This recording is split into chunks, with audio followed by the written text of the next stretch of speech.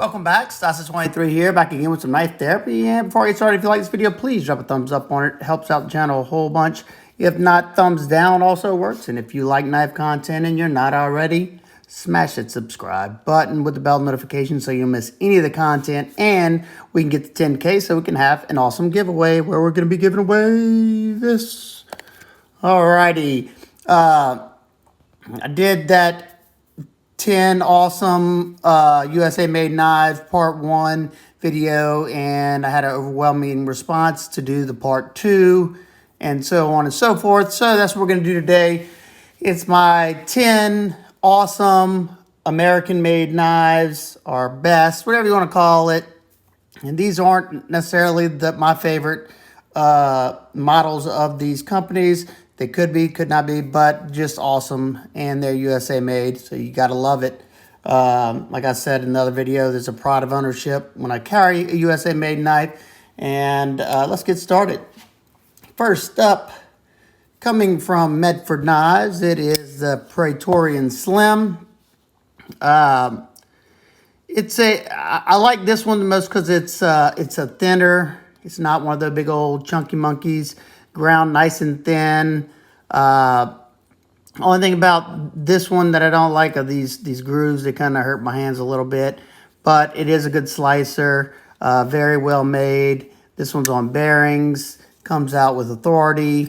And if I had to do it again, it would either be this one or the can't think of the Slim Midi. That's another good one, but definitely a good knife and a good company.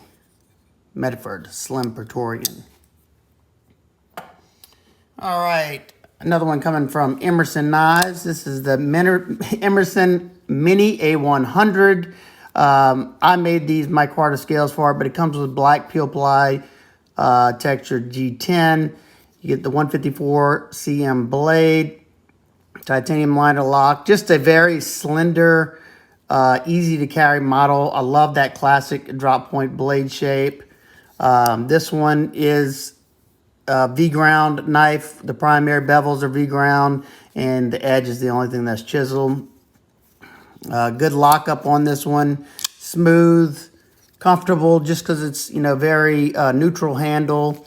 You got that broomstick style handle on there. These are a little harder to come by, but whenever he does a drop, or if one comes up on the secondary, I definitely say pull the trigger. The larger version of this is usually the one that comes available. I'm not sure why he doesn't make this one more often. But that is the Emerson Mini A100. And it's not a small knife. It's a, let's see, this is the Spyderco Para 3. So it's about the same size in the handle. All right, next up, coming from Southern Grind, it's the Southern Grind Spider Monkey. This is the Tanto black bladed version. You can also get it in a drop point. It's S35 VN steel, titanium liner lock, contoured carbon fiber scales that are very attractive. I swapped the pocket clip. It's the same. It's a small pocket clip as well. I just wanted to try a deep carry on here. It's a Benchmade Bugout clip. And I'm not sure, Zach Brown used to own this company, but he sold it recently. And I don't know whether these will stay American made or not, but for the time being they are. So if you ever wanted one of these, you might want to pull the trigger on it. Comfortable in hand.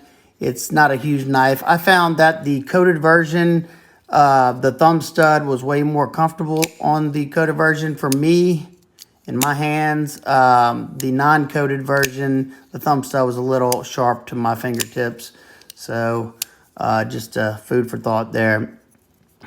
I had the drop point version, and that's why I ended up getting rid of it, because I didn't like the thumb studs. Oh yeah, and I dropped this a little while ago. That's the damage it took. Oh well. All right. Next up, coming from Jake Hoback Knives, it is the Hoback Enoch. I reviewed this one on the channel not too long ago, And I like the way it looked aesthetically. It's one of his smaller and more affordable for the price of his knives. What in the world? Oh, it's just something on it. I thought I chipped it somehow. The blade steel, I think it's 20 CV. It's ground decent. It's not a super thin slicer, but the heat treat on it is top notch. My testing with it, it did absolutely amazing. The action's nice on this knife. The only criticism I had it was bad enough that I wanted to change it was the pocket clip. This is an aftermarket clip from Pop's Customs Clip. The other clip just didn't look that great, and it caused a little bit of a hot spot for me whenever I was doing my testing. So I swapped it to this clip now. I really do like this knife a lot, and it's USA made. Jay Koback is a super nice guy. Got to talk to him at Blade Show this year, and just a very, very nice, humble man. There you go. Like that blasted stonewash finish. It's in G10 scales. You can also get it in green G10 as well. All right. Next up is coming from Heretic Knives, and it is the Manticore S. This is their smallest of their line on this, out the front line. It's got the two-tone Bowie-shaped blade and LMAX steel. The reason why this one attracted me, two reasons. First of all, because, of course, like I said, it's the Blade Show special one. But the button on this is what I really love. The button on this is G10. And the ridges aren't sharp like if it was steel or titanium or aluminum or anything like that. So I can easily push this one without it bothering my hands at all. You get a deep carry pocket clip. It is rather huge. Don't know why they did that. But hey, it works.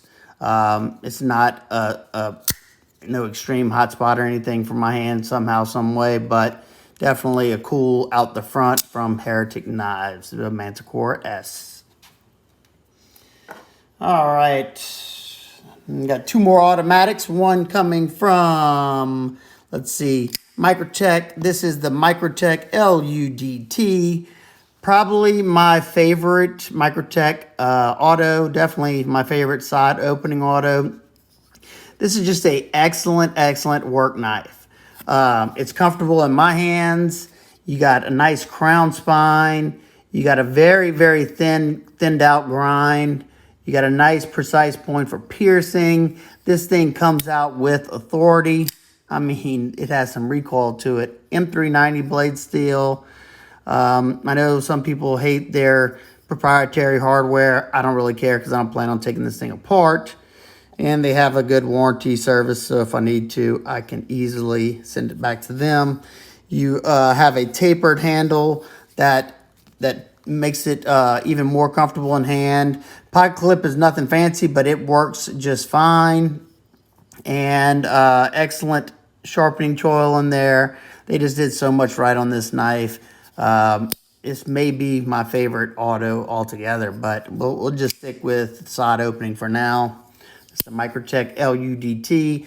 I know some of these will be out of stock, hard to find, but just be patient. They do come in stock. I think these are currently out of stock. They do small batch runs of these as well. All right, this next side opening automatic, it kind of shocked me. I haven't done a video on this one yet. And it is the Protech Slimfoot. This was a collaboration with Arcform, or I'm sorry, I said Protech Slimfoot. Arcform got Protech to make this automatic Slimfoot for them. I just like, this is a Tough Knives collaboration. There's this thing.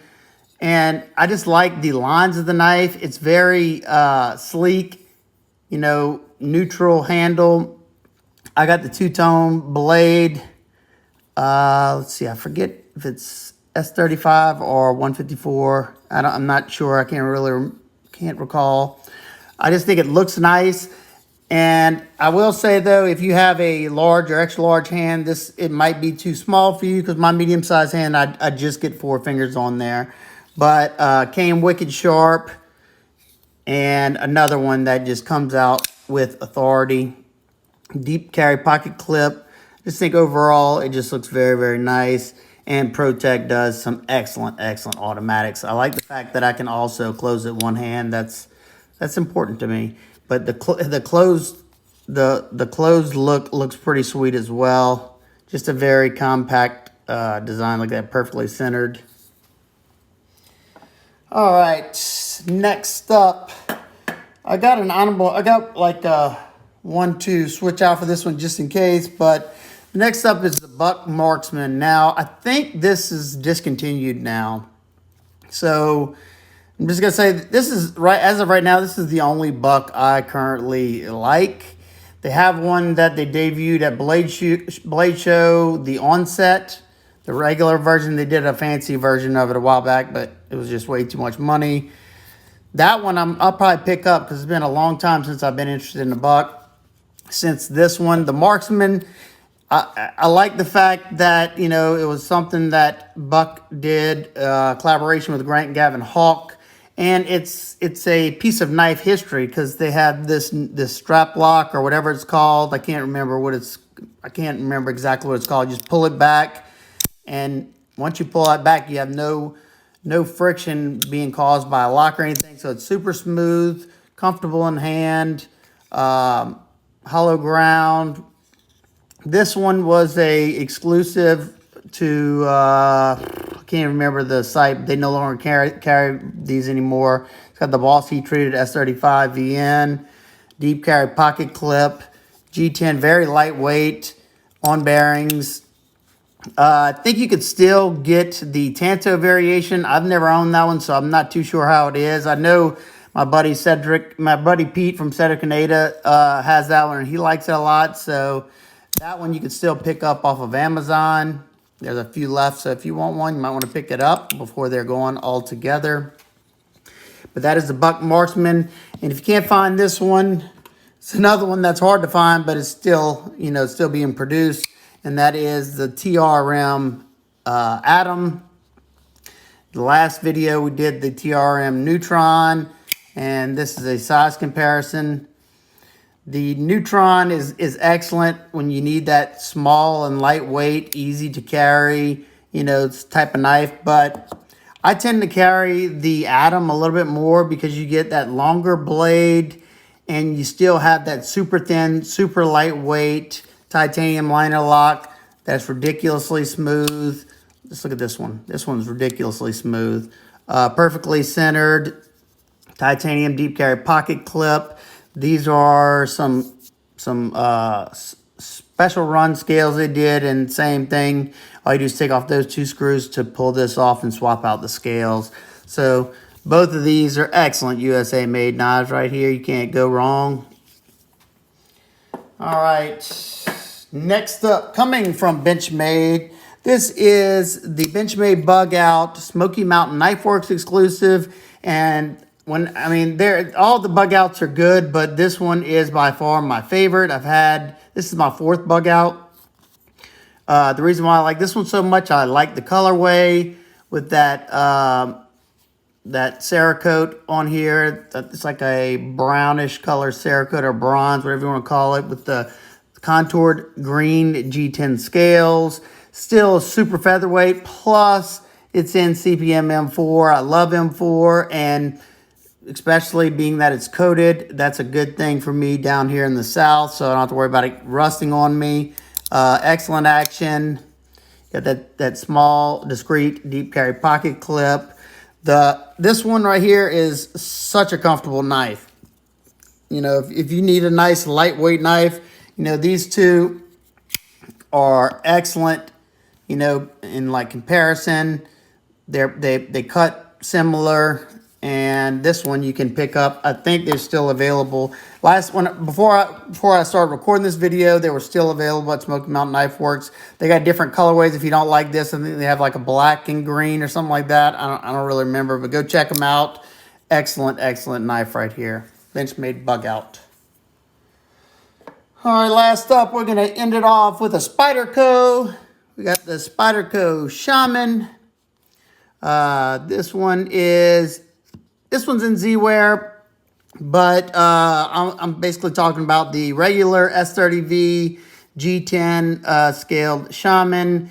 This was made in Golden, Colorado, USA earth. The reason why I like this one the most out of the USA produced Spydercos, and I'm saying that now, is that it's so comfortable because you have those rounded, softened scales. Even on the G10 one, I've handled that one. It's just very, very comfortable in hand. Awesome, awesome hard use knife. Definitely get a lot of knife right here. So gotta have a MXG gear deep carry pocket clip. It's not a must or anything, but I just like having that on there. Very cool knife. These are probably out of stock as well, but like I said, just be patient and be persistent, and you will find a G10 one in S30. Hopefully they'll be changing over to S45 here soon. We'll see. I don't know. So there you go. That is my 10 awesome USA made knives, part 2. Let me know what you think about these. Which one is your favorite? And once again, y'all let me know down in the comments if y'all want to see a part 3. I have some in the part 3 would probably have to be most of them would be more expensive USA made production and custom and semi-customs. Y'all let me know if y'all would like to see that, and I would gladly make that video for y'all. All right, guys and girls, if you have any questions, comments, concerns, please leave them down below. I hope everybody's having an absolute wonderful day. I will see y'all on the next one. Peace.